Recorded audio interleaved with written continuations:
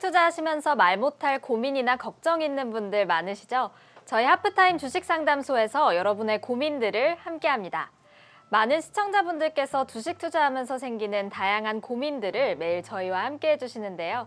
오늘은 장기 투자 종목에 대해 고민을 갖고 계신 시청자분께서 사연을 보내주셨습니다. 오늘의 사연입니다. 주식에서 성공하는 가장 좋은 방법은 장기 투자라고 하잖아요. 저는 10년 장기 투자한 종목이 있습니다. 바로 한화생명인데요. 저는 한화생명을 8,700원에 매수했어요. 비중은 30%입니다. 그런데 지금 가격이 3,350원입니다. 2018년 그리고 19년 끝없이 하락해서 정말 동전주가 되더니 지금 많이 올라서 이 가격입니다.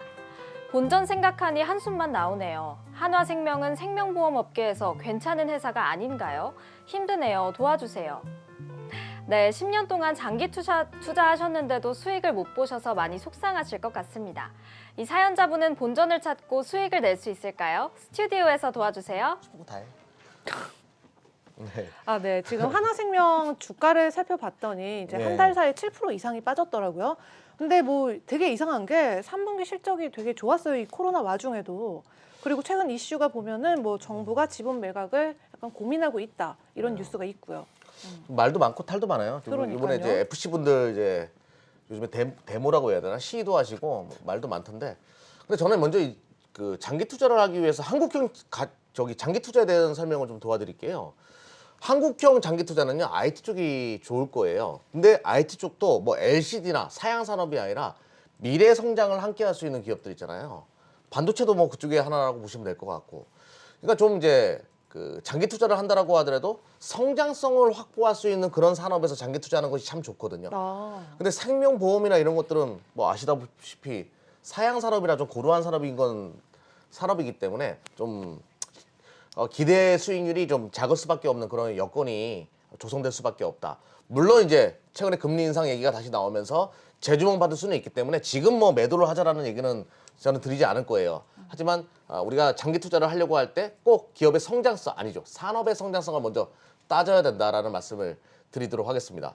김병철 대표님, 네. 10년 동안 투자했는데 장기 투자했는데 결과가 안 좋아요. 참 속상하실 것 같은데 네. 어떤 조언을 해드리고 싶어요? 이미 거의 정답을 말씀해 주셔서 좀 뭐 보태는 측면만 말씀을 드리면 될 것 같은데요. 사실 장기 투자를 하면서 국내뿐만 아니라 이제 섹터가 중요하긴 한데 보험주는 국내에서 이제 성장성이 이제 크게 높다라고 보기에는 좀 어려운 부분들이죠. 물론 이제 보험도 생명보험이랑 그다음에 이제 손해보험이 있는데 손해보험 종목들 같은 경우에는 대표적인 메리츠화재 같은 경우에는 주가가 괜찮거든요. 뭐 올해 같은 경우에도 지금 연간으로 보면은 한 100% 이상 상승을 했기 때문에 이런 손해보험주들은 그나마 이제 보험 섹터 내에서도 긍정적인 시각을 보유할 수 있겠지만 생명보험 같은 경우에는 그냥 단순하게 우리가 생각을 해봐도 인구수가 폭발적으로 좀 증가가 되지 않고 그다음에 이제 노인 인구들이 그러니까 노년층 인구들이 증가가 되면서 거기에 대한 이제 손해율 부분들도 좀 있기 때문에 국내에서 보험주는 성장주가 아닐 뿐더러 장기 투자를 하기에는 적합한 섹터는 아니다라고 이제 좀 보시면 좋을 것 같고요. 그렇기 때문에 보험주를 한다라고 하면은 이머징 국가, 신생 국가들 쪽에서는 보험주가 그나마 보험은행은 조금 뭐 이제 투자를 해볼 수 있겠지만 국내에서는 보험주는 좀 어렵다. 그래서 섹터를 바꾸셔서 장기 투자를 하시는 게 좋지 않을까 이렇게 좀 보고 있고 10년 정도 투자를 하신다라고 하면은 저는 지금 당장 매도를 해서 차라리 삼성전자를 사서 10년 동안 보유를 하시는 게 향후 10년간 지금 보유하신 종목보다 수익률이 더 좋지 않을까라고 보고 있습니다. 저는 지금까지 받았던 네. 사연 중에서 이 사연이 제일 마음이 아픈 것 같아요. 10년이면 이제 강산도 변하고 많은 것들이 성장을 하는데 그렇죠. 반대로 갔으니까. 부동산에 투자했으면 더 대박이었을 그러니까요. 거고 삼성전자 샀으면 더 대박이었을 거고. 아우 이제 속상해요. 참 아쉬움이 참 많을 것 같은데요. 루미스 차장님 예. 어떻게 조언을 해주시겠어요? 글쎄요. 그래서 참 대단하다. 10년을 네. 투자를 하셨는데 지금 지수가 또 사상 최고가를 찍은 상황에서도 주가를 보니까 일단 아까 김영사 대표가 얘기했듯이 손보하고 이쪽 생명보험 쪽하고 보면 일단은 유리한 쪽은 제가 볼 때 손보 쪽이 맞는 것 같고요. 생명보험 쪽에 구조적인 부분이 있습니다. 여러분들 잘 아실지 모르겠지만 일단은 기존에 판매했던 실비보험 이제 생명보험 쪽은 뭐 이쪽 자동차나 화재보험처럼 손보처럼 그렇지 않은데 대부분 이제 보장성 보험이거든요. 그래서 보장성 보험이 기존의 사업 이제 어떤 수익이 많이 나는 구조가 종신보험 같은 경우였거든요. 근데 지금 사실 종신보험 판매량들이 계속 줄고 있죠. 특히나 소위 이제 GA라는 대리점 조직을 또 통해서 경쟁이 상당히 심합니다. 그래서 지금 대부분 이제 마진이 적은 온라인 판매라든지 반가수량수를 통해서 지금 하고 있는 부분이기 때문에 그 어떤 구조적인 어떤 적자 구조가 좀 갖고 있고요.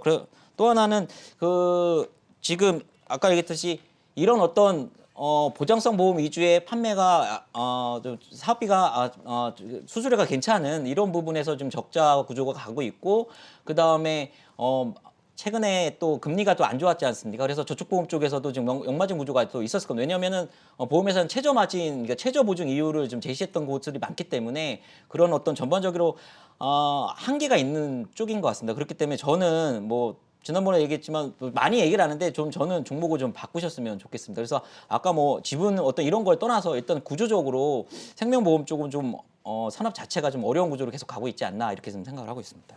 네, 그래요. 기업은 주식 투자는 성장 산업에 투자하는 것이 답이기 때문에 그에 맞춰 가지고 준비하는 하는 것이 맞을 것 같네요.